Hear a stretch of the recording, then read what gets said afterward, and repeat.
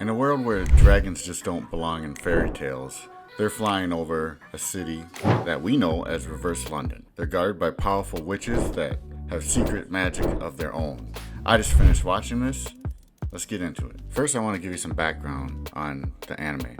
The anime was actually produced in October 2020. That's when it came out by Studio Colorado. It's made by Tite Kubo, in the same universe as Bleach. Now, the time frame for this anime is supposed to be 12 years after the 1,000-year Blood War arc, 2 years after the last manga chapter of Bleach. Now, I don't understand how they would connect just because what Burn the Witch is about, but we'll get into that. Now, the cool thing about Burn the Witch is it's short. I basically binge watched it. It's about 4 episodes, but the cool thing is like the new Burn the Witch that came out in 2023 is actually a prequel. So I just want to set this up for you if you decide to watch it. You want to watch the 2023 prequel and then watch the 3 episodes of the original series. When you watch the 2023 episode, it sets up everything. And by the way, there's going to be some spoilers because I'm just discussing things. For all you that haven't watched Burn the Witch, in the first episode of 2023, at first it caught me off guard because I didn't read the synopsis. I just saw, hey, new Burn the Witch is coming out, so I want to check it out. And I watched it and I was like, at first, I was just like, what's going on? Because I do remember my excitement when I watched the anime in 2020, because I was like, I don't know when Bleach is gonna make a new anime for the last part of the manga, but this is by Tite Kubo and I like the stuff he's done so far, so I was like, yeah, let's do it. The thing about Burn the Witch, I did like the anime, but it seemed at first it just didn't catch me at first. There was a lot of questions, and after I watched it a second time, after watching Burn the Witch 0.8, it was a lot easier to understand things, and you kind of see all these little Easter eggs all over that I enjoyed. I was used to like Bleach, the big 3, so when Burn the Witch came out, it's a bit different, but it's interesting. I see a lot of things they're trying to set up, but let's just start about where the Burn the Witch takes place. So basically, it takes place in Reverse London. So there's a normal city, like normal London, the average everyday people like you and I. But then there's like a hidden city, almost like a different dimension. I don't think they're trying to portray it that way, but that's just my way of kind of describing it. Second city, Reverse London, that's where these witches, like you'll learn about the characters, but there's Ninny and there's Noel. They're the 2 main characters. They're called Pipers. They're kind of like a subdivision of different rankings. What the Pipers do is they actually take care of the dragons in Reverse London. And if any dragons get loose or anything, then they either have to capture them or exterminate them.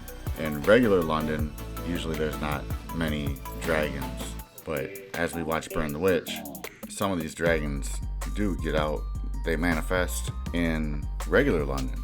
Now the 2 Pipers, Noel and Ninny, they're sent to go capture these dragons and whatnot. The good thing about Burn the Witch, the new prequel, is it explains a lot of things. I remember when I was watching the original Burn the Witch, I was like, well, what is Dragonclad, or how did Balgo, another main character who's kind of goofy, comic relief, but he has a few moments.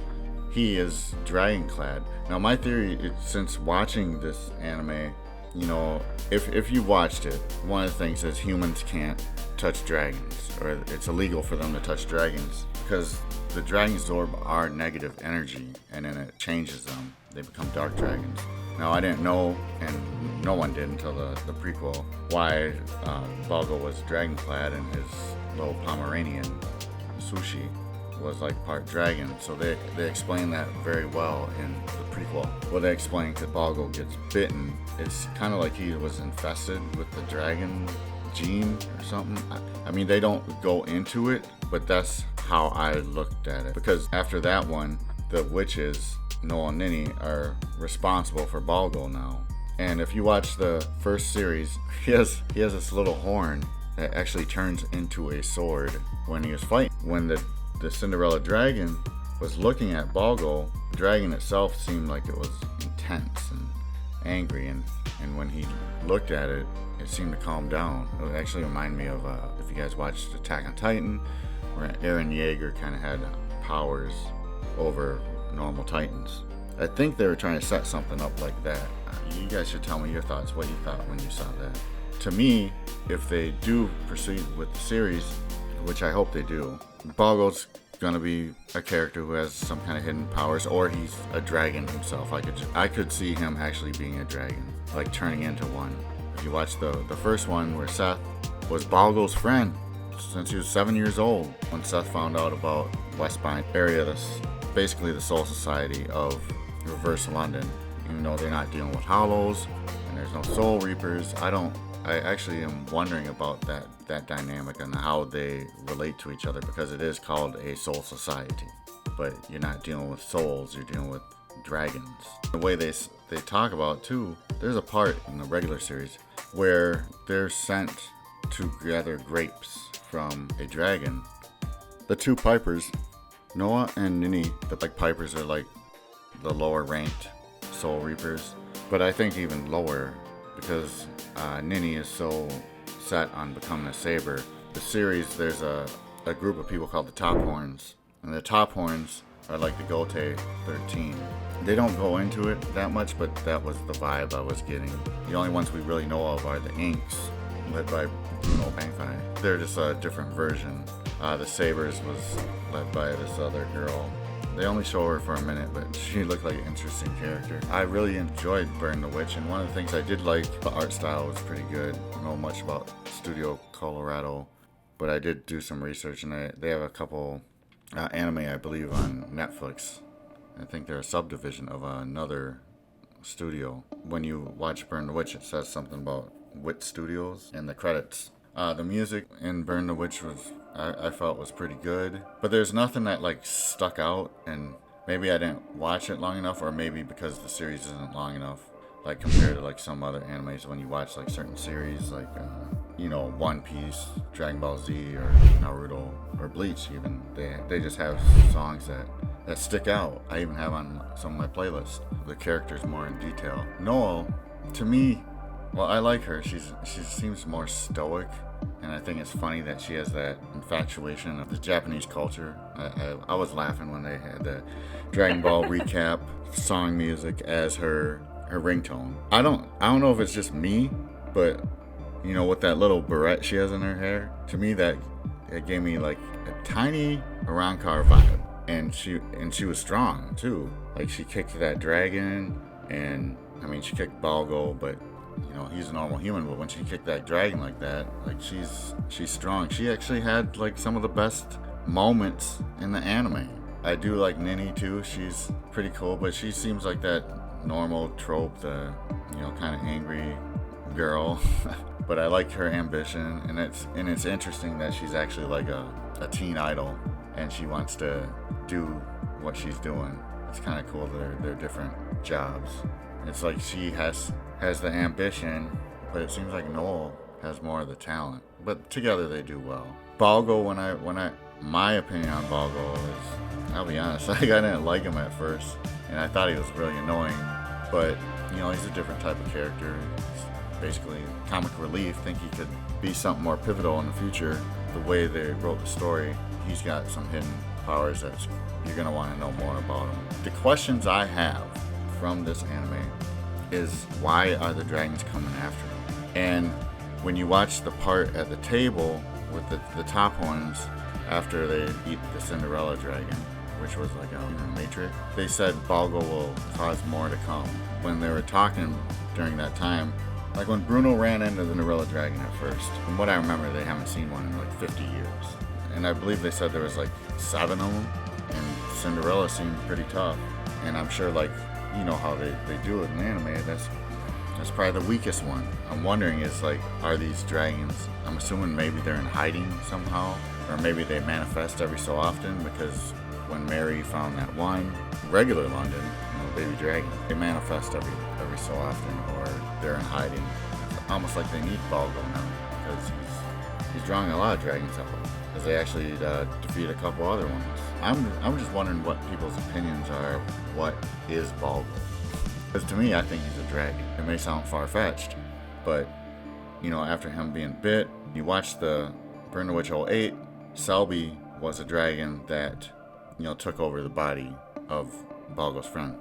What if Balgo can turn into a dragon? But see, that's what I'm thinking. Balgo can turn into a dragon in the future. That's going to be like one of his powers. But he has control. Like, he's a human that turns into a dragon rather than a dragon turning into a human. And I almost feel like, you know, another character, Billy Banks, he knows a lot more than he's leading on, obviously. Because even leader of the Sabres, she seemed to know how, you know, Billy Banks is. Billy Banks seems like he's just a character that tries to act goofy and foolish to try to, like, downplay his power and not let everyone know, like, what he really knows. Like Yuhara from Bleach. That was the vibe I got. From what I've seen, I liked this anime, and I do want to see more of it. I hope maybe when they finish Bleach they can move forward with this, because I would like to see more of, you know, these dragons. I'd like to see what's gonna happen with Balgo's powers. Show that he's not just some Noel panty loving Pomeranian hugging goofball. I want more of this. Like, when it came out on Crunchyroll, I guess it bogged down the server that time, so there was some interest. If they do more of it, what would be cool, they'd have some kind of crossover. And also, like, are there Soul Reapers in, I mean, do you think there's Soul Reapers in Reverse London and London? I mean, they're supposed to be part of the Soul Society, so are Soul Reapers there too? Are there Hollows going to this area? What is the connection? Westbind Soul Society and the normal Soul Society.